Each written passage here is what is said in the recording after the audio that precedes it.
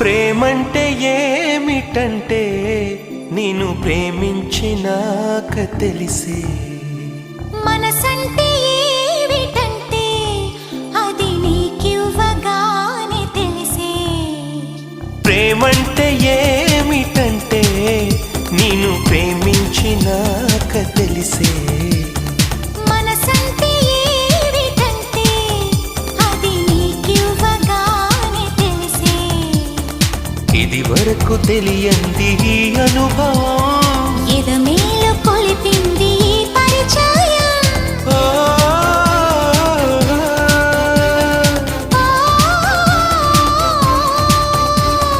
ప్రేమంటే ఏమిటంటే నిన్ను ప్రేమించినాక తెలిసే.